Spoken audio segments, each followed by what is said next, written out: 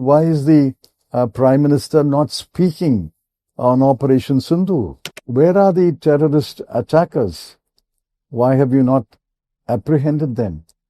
Why have you not even identified them? We know it was an intelligence failure. But so was the Mumbai terror attack in 2008. The Indian government says quite clearly that the Pakistani DGMO made a call to his Indian counterpart at 3:35 in the afternoon on May 10th, and that's how the ceasefire came about. But I'm sure that video call was recorded. If you didn't record it, I'm sure Pakistan has recorded it. One side says Donald Trump brought about the ceasefire, and we are obliquely saying Donald Trump had no role in the ceasefire. If he had a role, why not admit it? I'm sure Mr. Modi regrets he said, Abki Baar Trump Sarkar. It has been 3 months since the terror attack in Pahalgam and over 2 months since Operation Sindoor concluded in a ceasefire between India and Pakistan. Several critical questions remain unanswered. The opposition parties, the Congress in particular, has been seeking a discussion in Parliament and wants to ask several questions about the operation. Joining me to discuss this is senior Congress leader, former Home and Union Minister P Chidambaram. Thank you, Mr. Chidambaram. Good evening. For speaking to the Quint.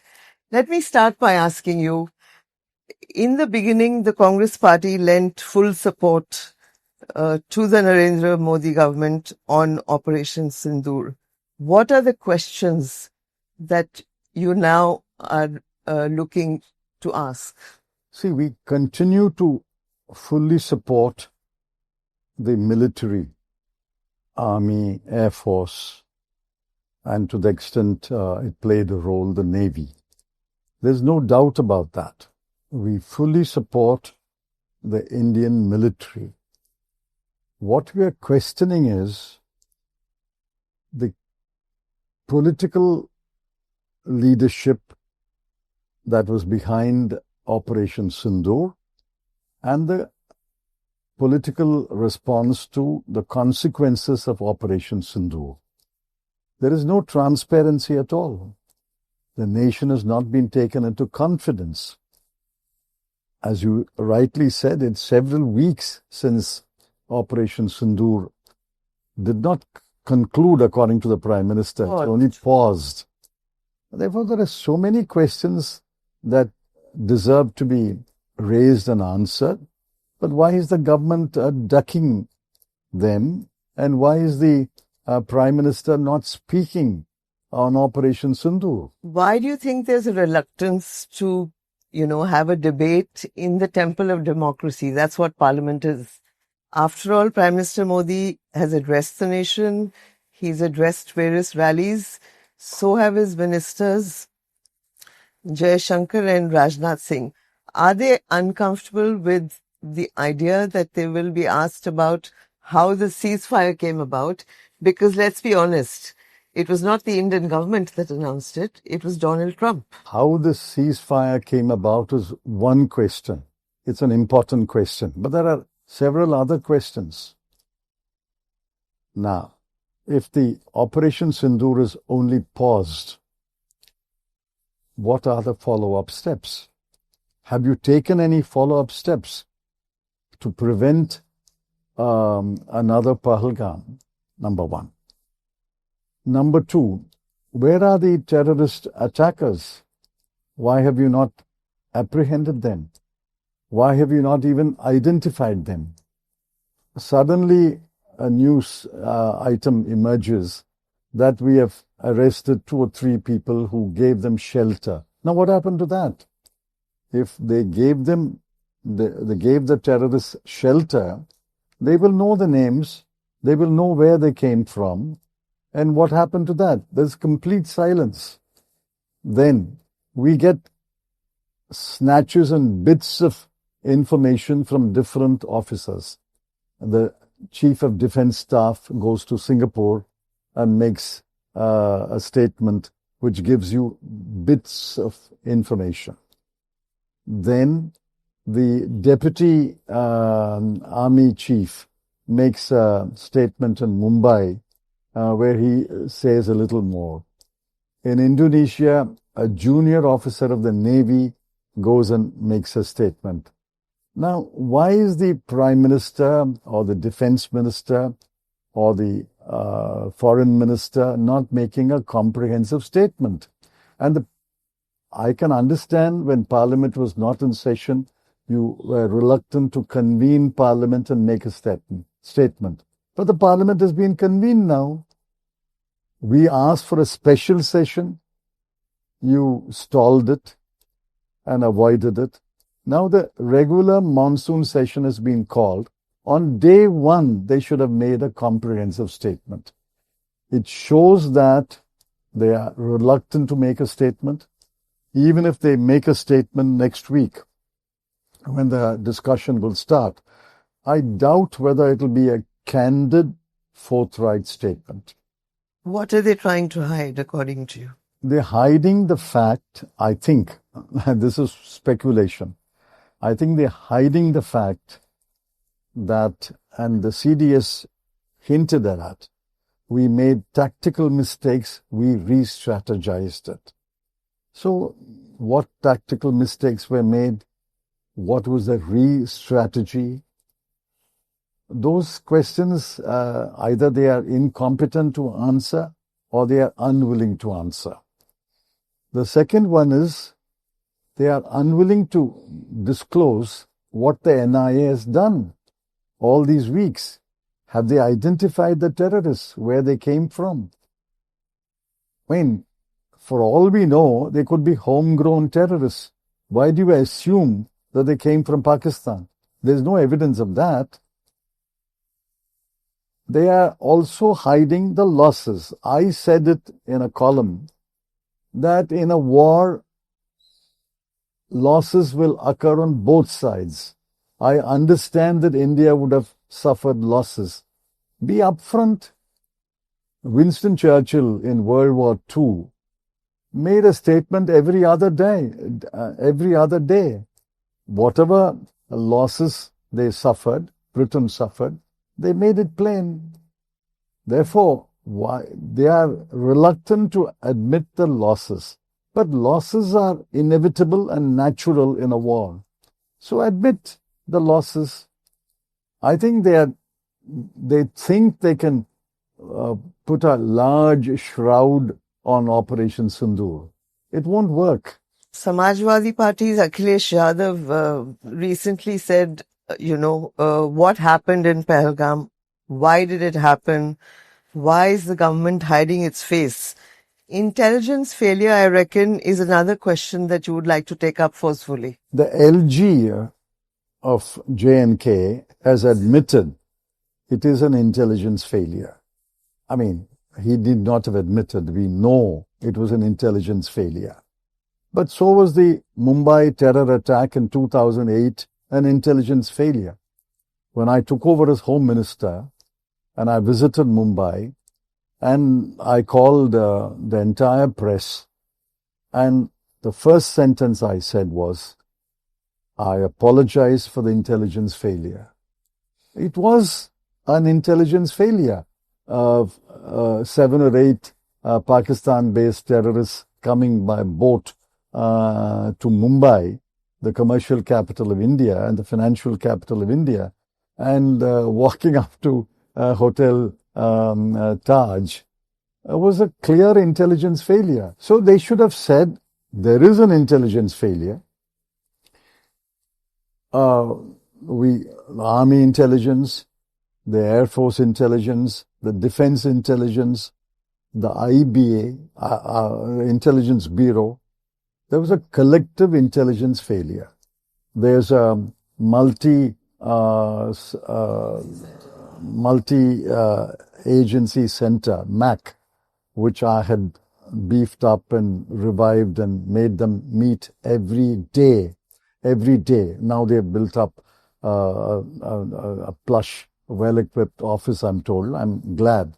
But what did the MAC do? Were there not bits of intelligence preceding the Pahalgam attack? And why did they not put together the intelligence and predict that an attack is likely to take place? These are questions which will be raised, and the best thing for the government can do is admit there is an intelligence failure, which I admitted after the Mumbai attack, and face it and say what remedial measures you have taken to plug such intelligence failure. Coming back to the ceasefire, it would not be wrong to say, would it, that we know more about the ceasefire and the way it suddenly came about from the US President Donald Trump rather than Prime Minister Modi and his government? President Trump has said that 25 times. We also know that Vice President Vance and Secretary of State Mark Rubio certainly spoke to the foreign minister, certainly spoke to maybe any other minister, but whether they spoke to Mr. Modi directly, I can't say. But there are hints that Vice President Vance may have had a brief conversation with Prime Minister Modi, be that as it may. So they spoke about it, and then the ceasefire comes next day. So what is the message they gave to India, and equally to Pakistan? The Pakistan says, yes, President Donald Trump and the United States brought about the ceasefire. Now, two hands have to clap. How can you have a ceasefire with one side and not the other side? One side says Donald Trump brought about the ceasefire. And we are obliquely saying Donald Trump had no role in the ceasefire. If he had a role, why not admit it? India-Pakistan 1965 war, Russia brought about the ceasefire, and they invited us to Tashkent, Prime Minister Lal Bahadur Shastri and the Pakistani president or prime minister at that time.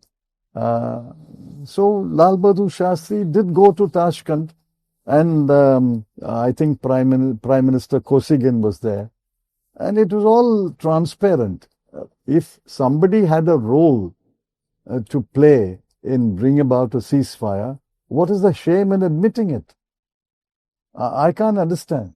In the same tweet pertaining to the ceasefire, Trump also spoke about trade and said, you want to do trade? Then, first stop firing at each other. So you think trade played a role? His language was coarser than what you are using. That's par for Donald Trump's administration. Clearly, he has converted trade and tariff into a weapon. He is using it against Canada. He is using it against Brazil. He is using it against the European Union.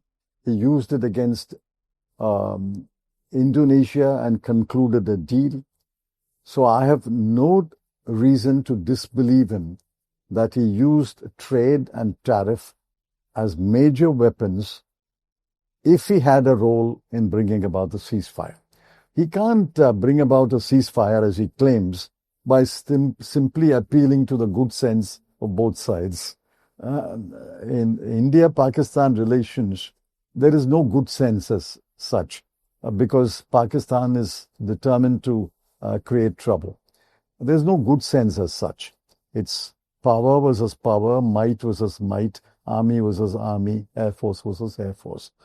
So he would have used something, if I make it clear, if Donald Trump had a role in bringing about the ceasefire, he would have used some coercive step. And on his own admission, it is trade and tariff. But would he put out an open claim if he didn't have a role? I mean, he's using trade and tariff for other agreements. For example, when he sanctioned Russian oil, Russia for the oil sales, Senator Lindsey Graham, his trusted senator, made a statement yesterday. If you buy Russian oil, we'll tariff the hell out of you. We will wreck your economy. That was addressed to the BRICS countries, Brazil, India. Of course, they can't say that against China. They dare not say that against China. But it's clearly addressed to Brazil, India, and South Africa. Since I'm discussing the ceasefire, I should also mention India. The Indian government says quite clearly that the Pakistani DGMO made a call to his Indian counterpart at 3:35 in the afternoon on May 10th, and that's how the ceasefire came about. Short version of what happened is probably correct. But I'm sure that video call was recorded. If you didn't record it, I'm sure Pakistan has recorded it. Will a DGMO speak to the DGMO without any record of what happened? Number one. Number two. Without political sanction. That's the second. Can the DGMO accept the DGMO Pakistan's offer to a ceasefire without pre-instructions? He would have got instructions at least half an hour earlier. So what were those instructions? Those instructions should have been in writing. No DGMO will agree to a ceasefire without written instructions. And then after he agreed to the ceasefire, he would have reported back to Delhi, and that would have been in writing or in a call which is recorded. See, it's difficult to believe that in these days of digital records, the instructions to the Indian DGMO, the conversation between the two DGMOs, and the post-agreement report back to Delhi would not be recorded. It would be recorded either digitally or on paper. So all that is material evidence, prime evidence, on the basis of which the government can make a statement. We are making this statement, and all this is provable. So you're looking forward to more detailed answers on all these questions when you have the discussion in Parliament? When we'll ask these questions, they will say flatly no. Suppose they say flatly no. National security. National security, DGMO spoke to the DGMO and they agreed. Then we will say, where is the record? There must be some record.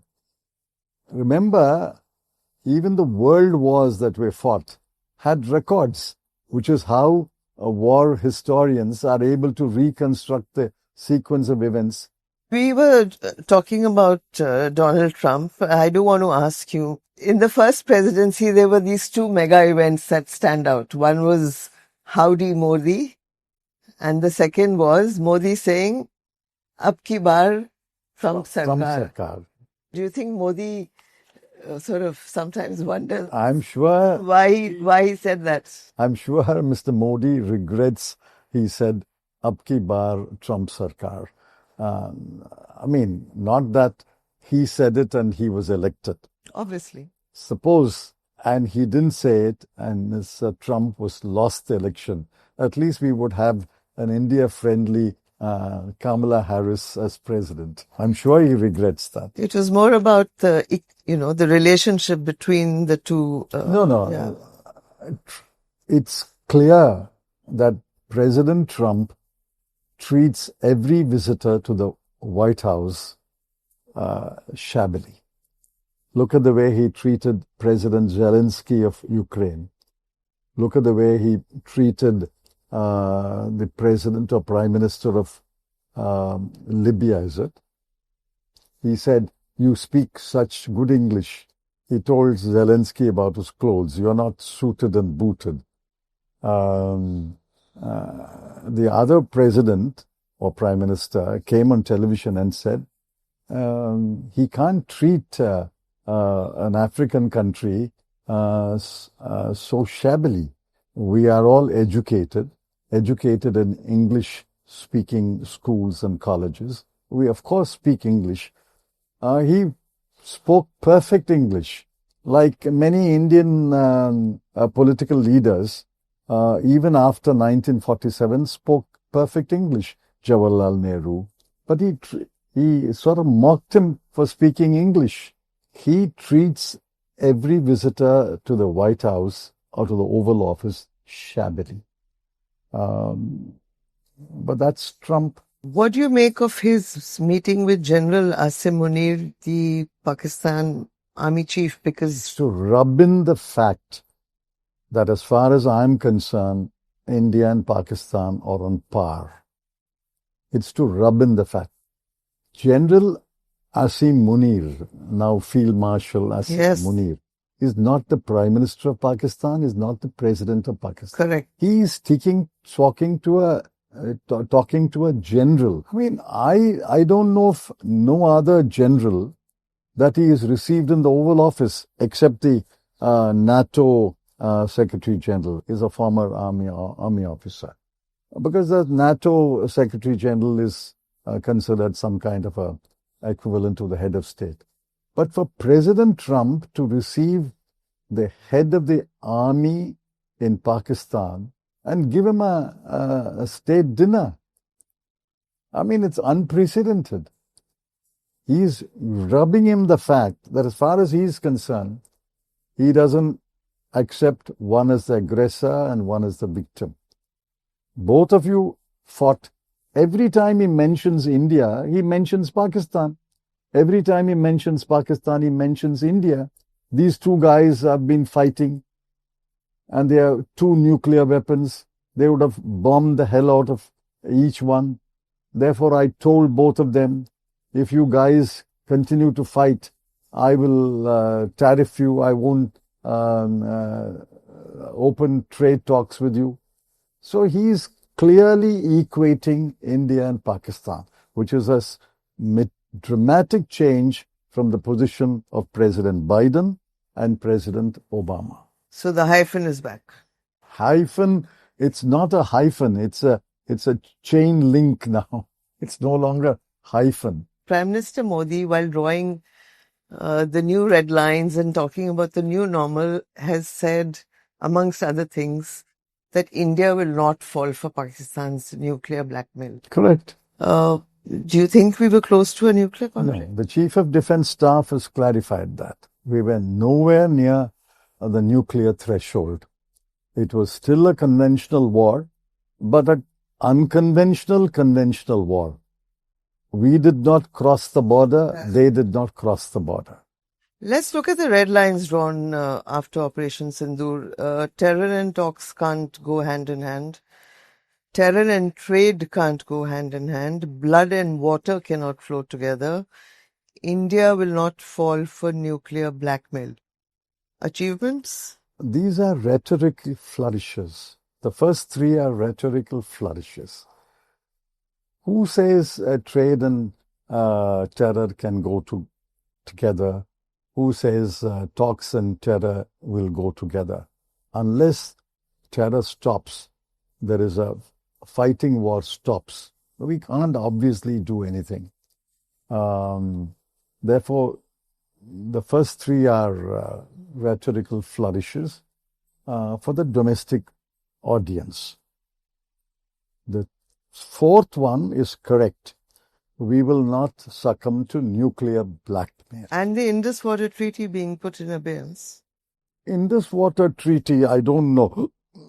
Is no water flowing from the river Indus to It will slow down eventually. Right now it is flowing. And it can't suddenly stop. And I think we need more structures to stop the flow. I'm not entirely familiar with how the Indus Water Treaty works. But as we don't succumb to nuclear blackmail, obviously Pakistan also is not deterred by the nuclear blackmail. I'm sure India will not indulge in nuclear blackmail, but the fact that we are a nuclear power does not deter them from starting a war once in 10 years. The reason I listed out the red lines, Mr. Chidambaram, is because Prime Minister Modi, in a public meeting, said, and I'm asking you this because you were made the Home Minister after Mumbai attacks, he said that the UPA did nothing after 26/11. That he is, he's the author of surgical strikes. He's the one who's got the muscle and the power to take on Pakistan. Please understand the context of 26/11 when I became Home Minister. I was Home Minister for one day when I raised the question. Attack had been repulsed after 4 days. It took us 4 days to neutralize 8 terrorists. So obviously, our preparation was inadequate. Be that as it may. I raised the question internally within government, can we retaliate? Not retaliate against any particular target, can we retaliate against the sources or presumed sources? I was not the defense minister. I had taken over the home minister. Then the consensus was that we cannot retaliate at this stage, maybe later. But then every leader flew into India. Remember Condoleezza Rice, the Secretary of State, flew into Delhi and met me and said, I've come to plead with you and your government that you should not retaliate. The world opinion was supporting India against Pakistan, but they advised us, don't retaliate. We will help you identify the terrorists, but don't retaliate. That was their message, clearly. And at that time, the world opinion was in India's favor. They blamed Pakistan. Like after Pahalgam, where they have condoled the victims. They have expressed sympathy with the victims, which is Indian tourists. But not one country has named Pakistan as the aggressor. It may be, you're reading between the lines, you can say Pakistan-based terrorists, but nobody has used Pakistan. The Shanghai Cooperation Organization resolution, the BRICS resolution, has not named Pakistan. And remember, our immediate neighbors, Sri Lanka, Myanmar, Bangladesh, Nepal, Bhutan, Maldives, Mauritius, have not named Pakistan. We are also, 6 or 7 countries are in SARC. SARC is a non-starter now. It was started, it stopped. But no one country has named Pakistan. Therefore, the world opinion is condemning terrorism, condoling the victims, but not condemning Pakistan. Are you saying that strategic restraint could perhaps work better than, surgical strikes? Strategic restraint in 2008, although I had reservations about the strategic restraint, but that was the government's decision. Strategic restraint helped us identify the terrorists and the masterminds and bring them to book. They have been identified. They have been tried in America. One guy has been repatriated. Those sitting in Pakistan are still free. Yeah, they are still free, but 1 or 2 of them have been named by the United Nations as a terrorist. As long as the UPA was in power, there was no Pakistan-based terrorist enter India and carry out a terror attack. We saw the reaction of the Kashmiri street after the Pahalgam attack. People just coming out and condemning the attack, holding candlelight vigils. You were Home Minister. You had multiple discussions. You set up a team of interlocutors headed by Dilip Padgaonkar.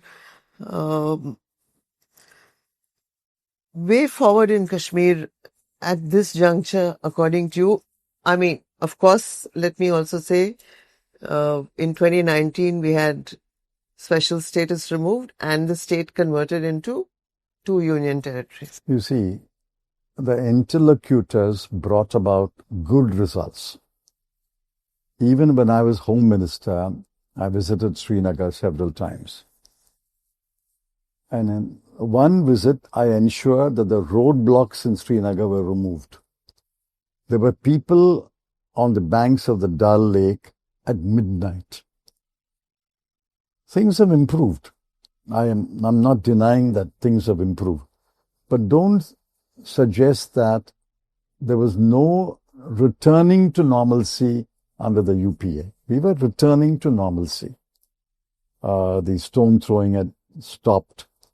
The barriers, the blocks were being removed. People were boating, walking in Dal Lake, on the banks of the Dal Lake.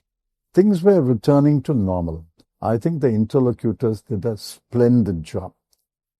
But we gave up all those gains. We frittered away all those gains. But you didn't really follow that report, did you? I mean, the recommendation. No. I returned to the Finance. To the Finance Ministry on 1st August 2012. So whatever I could do, we did. But maybe there was not enough focus on Kashmir later. Too many windows of opportunity that have been squandered in Kashmir. No, maybe it was the gains were frittered away. It's possible to come to that conclusion. But then the abolition by stealth of Article 370 and worse, the division of Jammu and Kashmir into 2 parts and reducing the status from a state to a union territory has made matters worse. There is a certain amount of